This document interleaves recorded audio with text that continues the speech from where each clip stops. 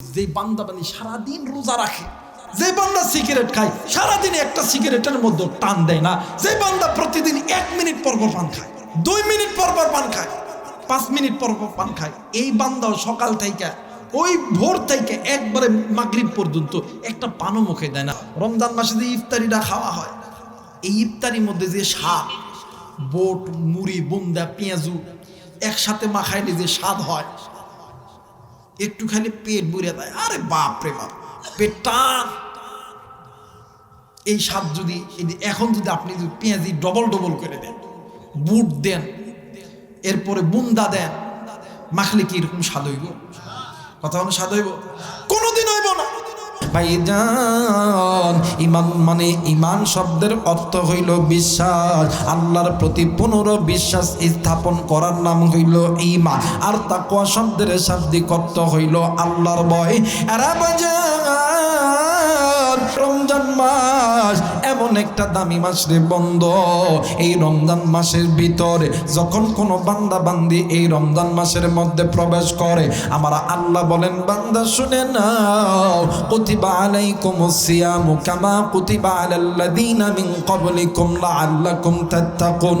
বান্দা তুমি শুনে নাও, তোমরা যারা ঈমান এনেছো, আরে বান্দা তোমাদের অন্তরে কারো অন্তরে যদি তাকওয়া নামক সম্পদের কমতি থাকে, ওই বান্দা বান্দি তোমরা রমজান মাসের রোজার মধ্যে ঢুকে যাও। কারণ এই রমজান মাসের রোজা এমন একটা দামি ইবাদত, এমন একটা দামি সম্পদ, এই পৃথিবীর জমিনে আমি আল্লাহ যে সম্পদগুলো সমস্ত নবী এবং পয়গম্বরদেরকে আমি আল্লাহ দিয়েছি, আমি আল্লাহ লাআল্লাকুম তাত্তাকুন, এই তাকওয়া নামক ফ্যাক্টরি আমি আল্লাহ এই রমজান মাসের দ্বারা আমি আল্লাহ বান্দা বান্দিরে দান করব। একটু আওয়াজ করে বলেন আল্লাহু আকবার। এর মুসলমান এখন বলবেন, হুজুর গো, রমজান মাসের দ্বারা কেমনে করে আল্লাহ তাআলা তাকওয়া নামক ফ্যাক্টরির দরজা খুলে দেয়?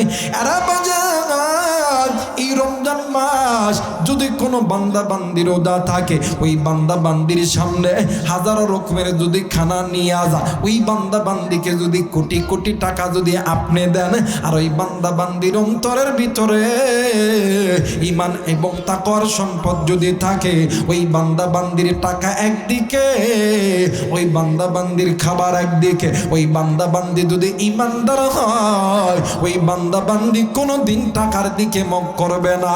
কথা বলেন ঠিক কিনা? অন্তত কি রমজান মাসে একটা যে ব্যক্তি কোনোদিন নামাজও পড়ে না, ওই ব্যক্তি কিন্তু রমজান মাসে রোজা থাকার চেষ্টা করে। আর ওই ব্যক্তির সামনে যদি আপনি দামি দামি খানা, আপেল কমলা লয়ে যায় দেন, খাবো? কথা কয় না? আমি দেখছি অনেক ভ্যানওয়ালা, রিক্সাওয়ালারা মুড়ি দিয়ে ইফতারি করে, মুড়ি, পানি দিয়ে ইফতারি করে, শুধু পানি। এদের সামনে দুপুরবেলা দামি দামি খানা, খাসির গোশ, গরুর গোশ, কাবাব, দামি দামি খাবার নিয়ে যে বলছে, চাচা এটা খান, রোজা ভাঙলে আপনি ক্ষুধা লাগছে, ভ্যান চালাইতেছে। কই বাবা, আমি এটা খাবো না, আমি এটা খাবো না। কয় আমি একবারে সন্ধ্যার দিকে খাবো। কই চাচা, আপনি তো সন্ধ্যার দিকে আপনি তো পানি খান, মুড়ি খান। আল্লাহর বান্দা ইমানদাররা বলে, শোনো, তোমাদের কাছে ওটা পানি মনে হতে পারে, ওটা মুড়ি পেঁয়াজি মনে হইতে পারে, ওটা পানিও না মুড়িও না, ওটা জান্নাতি খাবার। জোরে কয় না রে? আর একবার বলেন সুবহানাল্লাহ। যে বান্দা বান্দি রমজান মাসে ঢুকে, আল্লাহ তাআলা ওই বান্দা বান্দির জন্য তাকওয়ার ফ্যাক্টরি যখন খুলে দেয়, আল্লাহ তাআলা ওই বান্দার জন্য আল্লাহ তাআলা রমজানটাকে জান্নাতি একটা মাস হিসাবে গণ্য করে দেয়। শুধু জান্নাতি মাস না, আমার ওই বান্দা যত খানা খাবে সমস্ত খানা জান্নাতি খাবারে আল্লাহ পরিবর্তন করায়। রমজান মাসে যে ইফতারিটা খাওয়া হয়, এই ইফতারির মধ্যে যে স্বাদ, বোট, মুড়ি, বুন্দা, পেঁয়াজু একসাথে মাখাইলে যে স্বাদ হয়, একটু খালি পেট ভরে দেয়, আরে বাপ রে বাপ, পেট টান।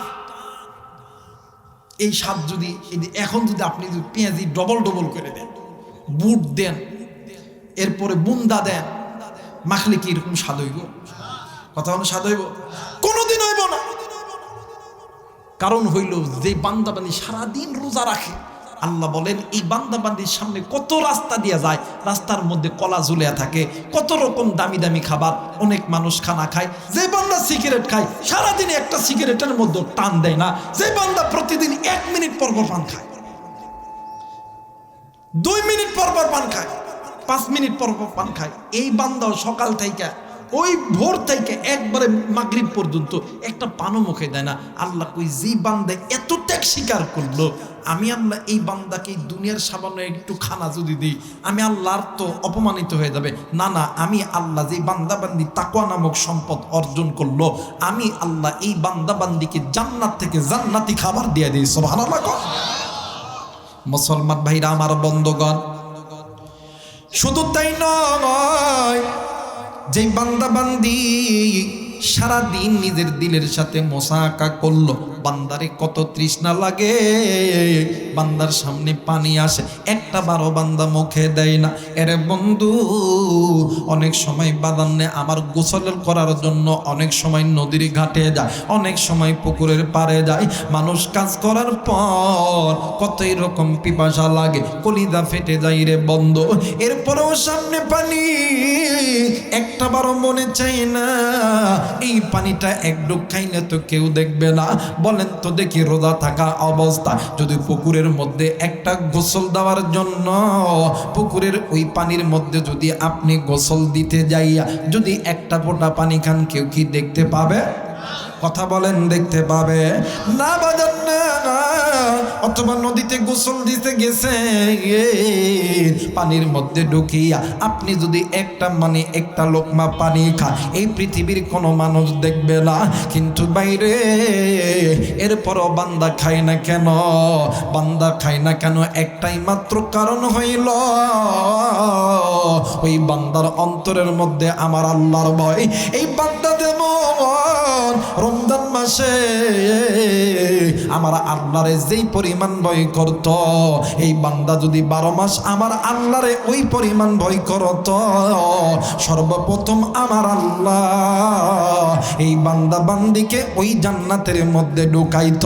কিন্তু আফসোসের বিষয় হইল, আপনার আমার ঈমান এবং তাকওয়া কমে এবং বাড়ে।